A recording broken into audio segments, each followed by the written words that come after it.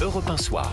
19h, 21h, Pierre de Villeneuve. Jusqu'à 20h dans Europe 1 Soir pour m'accompagner. Adrien Matou, bonsoir. Bonsoir. Directeur adjoint de la rédaction de Marianne. Bonsoir Louis Osalter. Bonsoir Pierre. Journaliste politique au Figaro. Bonsoir Pierre Lelouch. Bonsoir Pierre. Merci d'être avec nous, ancien ministre spécialiste des questions internationales, auteur du livre Engrenage, la guerre d'Ukraine et le basculement du monde. C'est paru chez Odile Jacob. Je vous propose bien sûr de décrypter le long discours de Donald Trump qui ensuite a été suivi par une sorte d'interview, de questions-réponses avec le patron du forum de Davos.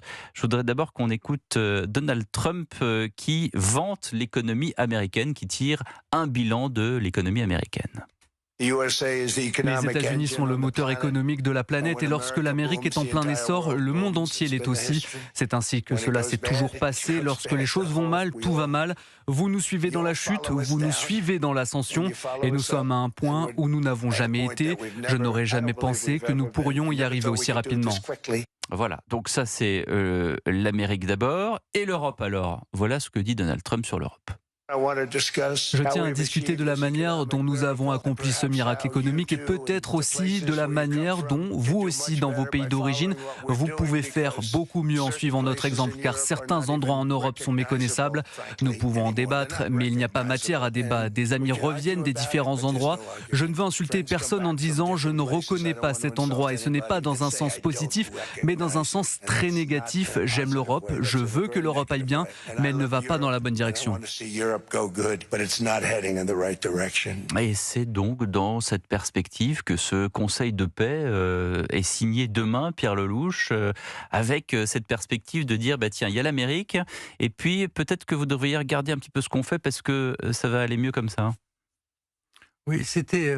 il y a une partie de ce Trump-là que j'ai déjà entendu, parce que ce discours, c'était un discours de campagne électorale américaine, en fait, pour une grande part, sauf quand il a parlé de l'OTAN et du Groenland, qui était son sujet. Quant à la vision de l'Europe, on l'avait déjà entendu du vice-président Vance en février dernier, ça avait choqué tout le monde, car toute cette équipe méprise l'Europe. C'est-à-dire qu'elle pense qu'on est devenu un continent en déclin, peut-être irréversible, malgré ce qu'il dit. Est-ce que le diagnostic est bon? Est-ce que nous sommes un continent en déclin? Je vais vous dire oui. Oui, malheureusement, c'est ce il alerte. On en avait parlé à l'époque, effectivement. Quand nous sommes en déclin. Voilà. Je crains fort, d'ailleurs, que... Vous savez, les Chinois, ils ont eu ce qu'ils appellent leur siècle d'humiliation de 1839 à 1949. Je crains fort qu'on rentre dans un siècle d'effacement et d'humiliation, parce que beaucoup de choses ont changé. Donc Donald Trump a raison de s'en inquiéter. Écoutez, moi je m'en inquiète pour mon pays, en tout cas, je constate mais vous n'êtes pas président des États-Unis, avec tout le respect que je vous dois, Pierre Lelouch, est-ce que Donald Trump n'est pas plus écouté? Il y a beaucoup de détracteurs qui se moquent de Donald Trump pour plusieurs raisons, même pour parfois des raisons complètement futiles comme sa coiffure, etc. En attendant, c'est le président des États-Unis, donc c'est le président des États-Unis qui dit, il pourrait ne pas parler de l'Europe, il dit voilà ce qu'on a fait nous, et puis l'Europe, peu importe, mais là en l'occurrence il s'en inquiète. Sur une mauvaise piste. Mais il s'en inquiète ou il la méprise? C'est ça que je n'arrive pas à comprendre. C'est un mélange des deux, je dirais. Comment est-ce qu'on peut mélanger les deux, pardonnez-moi? Il dit j'aime bien l'Europe, on a besoin d'un allié fort, etc. Mais vous faites fausse route, quoi. Vous comprenez pas. Mais c'est vrai. Vous êtes submergé. C'est vrai qu'il a besoin d'un allié ou pas? Oui. Donc c'est important. En théorie, il a besoin. Même avec l'Amérique seule et l'Amérique d'abord, ils ont besoin d'alliés. Simplement, ils disent aux alliés quelque chose de différent aujourd'hui. Ils leur disent prenez-vous en main parce que nous on peut pas arriver à tout faire et on n'a pas envie de payer. On n'a plus envie de payer. Et il y a le même discours aux Coréens et aux Japonais. Prenez-vous en main. En Europe, il dit ça. En plus, vous faites fausse route. Vous êtes méconnaissable à cause de l'immigration et vous prenez des choix complètement débiles du style la transition verte, alors même que vous fabriquez pas une seule batterie. Comment est-ce que vous pouvez laisser une autoroute aux Chinois? Comment vous faites vous multipliez les moulins à vent qui sont fabriqués en Chine et qui rendent l'énergie beaucoup plus chère chez vous. Merci, d'ailleurs, on achète du gaz américain aujourd'hui 4 fois plus cher qu'on achetait du gaz russe, mais c'est un autre débat. Et ils disent, en ayant une énergie trop chère, vous avez une économie qui décline, du chômage et une situation qui n'est pas bonne. Et malheureusement, c'est vrai. Si vous regardez les niveaux de développement économique il y a 25 ans, ce que je fais dans mon livre, il y a 25 ans, exactement. le PIB européen, il était légèrement supérieur à celui des États-Unis. Nous sommes tombés de 40% quand même. Nous sommes devenus pauvres, on s'est appauvris, et il y a des raisons à ça. Les raisons, c'est les choix pris par cette chose qui s'appelle l'Union européenne, en termes d'ouverture des marchés. C'est la mondialisation heureuse, plus la course à l'écologie, l'Allemagne qui ferme les centrales nucléaires, tout ça monte les prix de l'énergie. Beaucoup d'erreurs stratégiques ont été faites. Et je vais vous dire, ce message va avoir un très fort impact dans les milieux souverainistes en Europe, parce qu'il y a beaucoup de choses justes là-dedans. Adrien Matou. Alors, effectivement, il y a des choses justes dans le constat de Donald Trump. Ceci dit, il est quand même aussi dans une logique de défiance, voire de prédation vis-à-vis de l'Europe. Comment nous, Français, on réagit à quand même ces menaces, ces moqueries, ce mépris, sans rentrer dans une logique un peu niaise d'Europe fédérale, un peu voilà, qui est une illusion. Qu'est-ce qu'on doit faire concrètement pour vous? Alors, ce qu'on a fait depuis un an, c'est de la génuflexion. On s'est contorsionné dans des conditions absolument épouvantables. Parce qu'on avait le choix? Parce qu'il y a l'Ukraine. Et que la grande crainte, c'est qu'ils s'en aillent. Et ils ont tout. D'ailleurs, dès janvier, ils ont arrêté tout l'argent. On paye tout maintenant. Et quand il y a des armes, on paye les armes aussi. Donc, on en est à 175 milliards d'euros en Europe. C'est quand même une charge sérieuse. À cause de l'Ukraine, on a à peu près tout accepté, tout ce qu'il nous a fait. Au sommet de l'OTAN au mois de juin, c'est Mark Rutte, le secrétaire général de l'OTAN, qui l'appelle Daddy. D'ailleurs, il l'a rappelé aujourd'hui. Daddy, papa. Papa Amérique va nous sauver. En juillet, Madame von der Leyen va, dans le club de golf qui appartient à Trump, signer un accord très bon, merveilleux, a-t-elle dit, qui multiplié par 5 les droits de douane. Je rappelle, début d'année, c'était 3%, là on prend 15% dans la tête. On s'engage à dépenser quelque chose comme 1350 milliards d'euros aux États-Unis, soit en achetant du gaz, soit en investissant directement dans les sociétés américaines. Après, c'est pas tout. Après, il y a Anchorage. Et au lendemain du sommet d'Anchorage avec Poutine, vous avez cette photo qui me glace le sang, et je garderai ça jusqu'à la fin de mes jours, parce que je suis un vieux gaulliste. Imaginez, Trump pris en photo de dos devant son bureau, et devant lui, les 8 Européens, les bourgeois de Calais, les employés de maison, serrés les uns contre les autres. Je me disais, mais est-ce que De Gaulle aura accepté ça? Mais que doit faire la France? Mitterrand doit accepter ça? Donc on a tout accepté. Aujourd'hui, moi hier j'ai publié un papier dans le Figaro en disant, bon, stop. Il y a un moment où on dit stop. Oui, mais à part dire stop, comme le dit Adrien, qu'est-ce qu'on doit faire?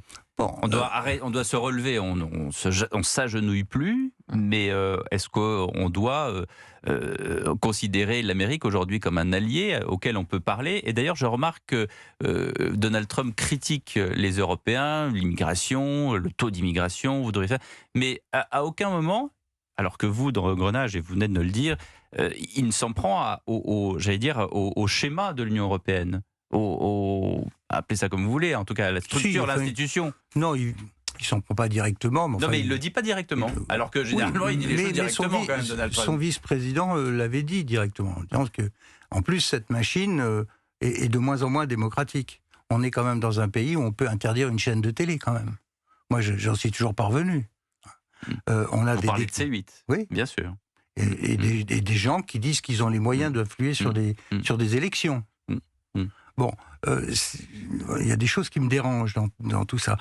Ce qu'on doit faire, c'est reprendre de l'autonomie sur nos choix. Ça fait un moment que je pense que l'Europe à 28 comme ça et à 40 selon Madame von der Leyen qui veut l'élargir encore un peu plus, c'est noyer totalement la France dans tout ça. On l'a vu dans le Mercosur. Quand vous êtes isolé, vous n'avez pas la majorité, la machine prend des décisions qui sont exactement contraires à ce dont vous avez besoin par rapport à votre propre agriculture. Donc, idem sur l'économie et l'environnement. Quel besoin avait-on de suicider l'industrie automobile européenne par une décision prise sous l'impact des Verts allemands? C'est les Verts allemands qui ont arrêté le programme nucléaire en Allemagne et qui ont arrêté Fessenheim. Enfin, moi, j'y étais. J'étais dans cette réunion avec Angela Merkel et François Fillon. Si le vous le soir, voulez nous bien, a annoncé qu'il fallait arrêter Fessenheim. On va marquer une pause, on va parler de tout ça juste après. Une pause et le rappel des titres de l'actualité. Restez bien avec nous sur Europe 1. 19h, 21h, Europe 1 Soir. Europe 1 Soir. 19h, 21h, Pierre de Villeneuve. Toujours avec Adrien Matou de Marianne Louis aux Alters du Figaro, notre invité sur Europe 1, Pierre Lelouch, ancien ministre spécialiste des questions internationales. Louis aux Alters, vous vouliez revenir sur les questions d'Union européenne. Oui, vous parliez, Pierre Lelouch, de l'Union européenne, de la façon dont elle peut nous entraver la puissance européenne, notamment face à l'agressivité américaine de Trump. Mais pour autant, sans l'Europe, il va être difficile de le contrecarrer. Ce ne sont pas des eurocrates européens qui le disent, c'était le général de Gaulle lui-même qui, en 63, dit à Perfit « Je veux l'Europe pour qu'elle soit européenne, c'est-à-dire qu'elle ne soit pas américaine ». Donc il concevait l'Europe comme justement un instrument de puissance pour contrecarrer un monde dans lequel il y avait déjà des empires. C'était les États-Unis et la Russie à l'époque. Aujourd'hui, il y a aussi la Chine, mais on est quand même dans une situation qui présente beaucoup de similitudes. Est-ce que vous pensez, vous souscrivez à cette pensée qu'il faut tout de même faire l'Europe? Peut-être pas l'Union européenne, mais l'Europe. De Gaulle, quand il est arrivé, a conservé le traité de Rome. Ouais. Il avait une vision très claire. Après, il y a eu le plan Fouché, rappelez-vous. Son idée, c'était en effet de fonder autour de ce petit groupe de 6 pays une Europe politique. Simplement, il a percuté le Bundestag dès 63, et les Allemands ont dit non, on ne choisira pas entre l'OTAN et la France. Donc, à partir de là, le rêve d'Europe politique a été bloqué. Mais on a quand même avancé sur le plan politique en Europe jusqu'aux vagues d'élargissement et aux modifications du traité, d'abord Maastricht, puis Lisbonne, et cette affaire de majorité, de vote à la majorité dans beaucoup de sujets, la création d'un service diplomatique de l'Union européenne. Moi, j'y étais pendant que j'étais aux affaires européennes. Je peux vous dire, c'était là, elle vient même d'inventer. Madame von der Leyen, elle vient même d'inventer un ministre de la Défense. Donc vous avez les Européens, le ministre des Affaires étrangères est une Estonienne qui représente 1,5 million de personnes, le ministre de la Défense, qui n'a aucun texte, il n'y a aucun texte pour ça, est polonais, donc on a une teinte très particulière dans cette Europe. Et en plus, elle veut continuer à l'élargir aux Balkans et même trouver une procédure simplifiée pour faire rentrer l'Ukraine dès 2027. Donc pour vous, on est trop nombreux et la machine bruxelloise elle ne marche pas. La machine ne marche pas. Je l'ai testé il y a 12 ans. C'est extraordinairement difficile et long de faire bouger quoi que ce soit. Je me souviens d'avoir ouvert le débat, par exemple, sur la réciprocité en matière de marché public entre nous. À l'époque, c'était les Canadiens. J'ai lancé ce truc-là, ça s'est fait 12 ans après. Bon, après, hier matin, le président de la République, ou avant-hier, annonce qu'il voudrait le mettre à l'œuvre, le fameux bazooka, un instrument anti-coercition qui a été mis en place en 2023, jamais testé, mais où la Commission a un rôle majeur.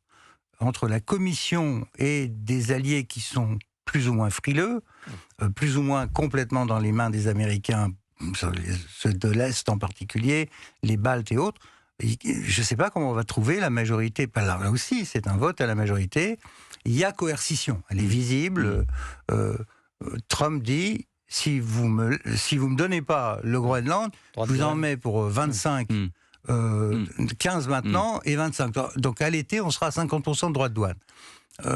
Donc il y a coercition. La Commission doit ensuite aller devant le Conseil. D'abord, il faut savoir si elle va faire jouer Madame von der Leyen, prendre cet instrument. Deuxièmement, elle va le soumettre au Conseil. Le Conseil doit se mettre d'accord ou pas à la majorité sur les mesures à prendre.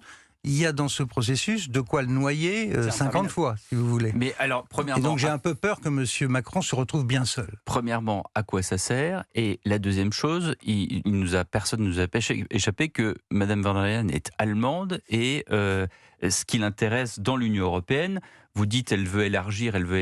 Enfin, ce qui l'intéresse surtout, c'est l'Allemagne. Et puis d'être on est bien d'accord. Mais oui, mais c'était le schéma après 1918. Donc pourquoi est-ce qu'on parle de Bruxelles? On devrait parler de Berlin. C'est exactement ce qui est en train de se passer. Mais c'est quoi l'après von der Leyen? Est-ce qu'il y en a un? Parce que là, elle a été fraîchement réélue il y a pas très longtemps, mais enfin, elle est quand même candidate à sa prochaine réélection, et on a l'impression que, là, vous parliez de génuflexion de l'Union européenne et des pays européens face à Donald Trump, mais on a l'impression aussi qu'il y a une génuflexion de tous les pays européens face à Madame von der Leyen, ce qui est assez incompréhensible. Mais je suis complètement d'accord. Moi, j'avais assisté à la nomination du précédent par Madame Merkel et Monsieur Sarkozy, ça s'est fait dans le bureau de la délégation française à Bruxelles. Là, elle s'est auto-désignée toute seule. Et même, elle a viré un commissaire français pour en mettre un autre bien faible qu'il lui faut. Monsieur Séjourné, c'est parfait. À la place de Thierry Breton, on s'en souvient. Ouais. Pardon. Oui. Moi, j'avais une question, Pierre Lelouch. Adrien Bateau. Votre raisonnement, donc, qui est, si je comprends bien, centré à votre pensée, qu'on devrait aller vers une Europe des nations plus restreinte plutôt que sur pour que ça fonctionne, un machin fédéral. Avec les 4 pays, les 4 ou 5 qui vont réarmer et qui vont faire ce noyau dur qui va dissuader la Russie. Mais si on continue à dire que c'est l'Europe qui va le faire à notre place... Parce que j'allais vous demander, qu'est-ce que vous répondez à l'argument principal des fédéralistes, qui est de dire, entre la Russie et les États-Unis, la France seule est trop faible, ne pèse pas, sera noyée. Que répondre à cet argument-là? Non, je crois que Pierre Lelouch, ce qui est important, c'est la capacité de notre pays de redécouvrir qu'elle a été une puissance et d'arrêter de botter... Qu'elle a été ou qu'elle est? Qu'elle a été et qu'elle reste. C'est surtout un problème. Qu'elle reste. Si vous voulez, Pierre de Villeneuve, c'est presque un problème psychique maintenant. Ouais. On est tellement habitués. Il y a un défaitisme. Ça fait 80 ans qu'on a délégué la sécurité. On a tous été biberonnés à la sécurité américaine gratuite. C'est le cas de tous nos voisins. De Gaulle, heureusement, nous a donné une force de frappe. Donc on est quand même un peu responsable de nous-mêmes.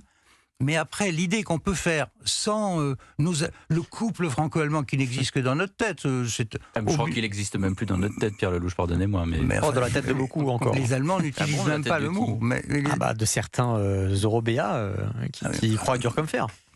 Non, moi, ma conviction profonde, c'est que l'après-guerre d'Ukraine va être un moment test pour l'avenir de l'Europe, et je doute fort que l'Union européenne telle que nous la connaissons survive à cette épreuve-là. En tout cas, quand on entend Donald Trump encourager l'Europe, il encourage peut-être pas le chef d'État français. Écoutez ce qu'il a, encore dit sur Emmanuel Macron. Emmanuel Macron, je l'ai regardé hier avec ses belles lunettes de soleil. Que s'est-il passé? Je l'ai vu jouer les durs à cuire. Bon, il a joué les durs à cuire.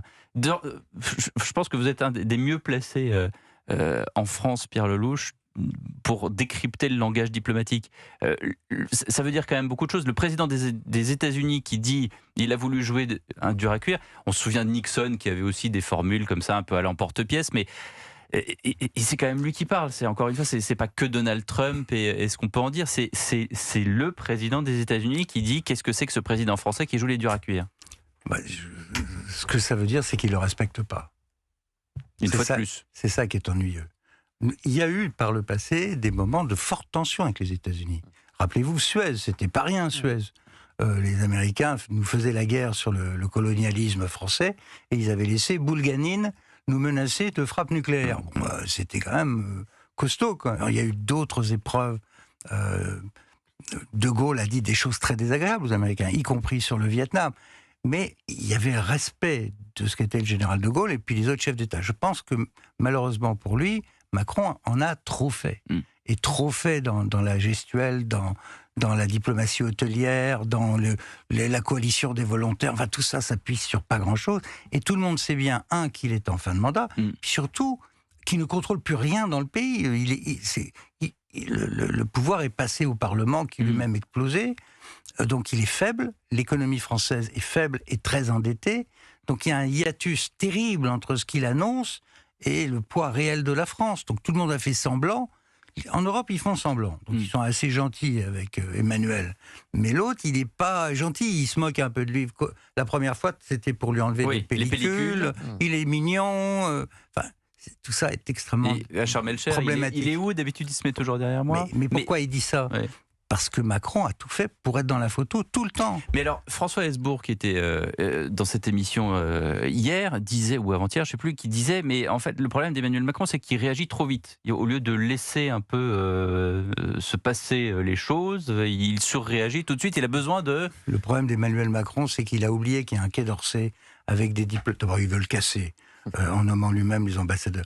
Il y a énormément de talent dans ce ministère, et la défense aussi. Mais il travaille... Vous parlez du ministre aussi? Non, je ne parle pas du ministre. Pour moi, c'est clair. Vous m'avez fait peur, Pierre Lelouch. Non, je vais encore me faire des amis. Non, franchement, quand on nomme des gens pareils, en pleine guerre, à situation de guerre, à des postes aussi cruciaux que les affaires étrangères et la défense, c'est qu'on ne prend pas ça au sérieux. Donc, il gère son truc tout seul, avec une équipe rapprochée autour de lui, qui ont qu'une envie, c'est rester là où ils sont. Donc c'est des yes man, il donne au président ce qu'il a envie d'entendre.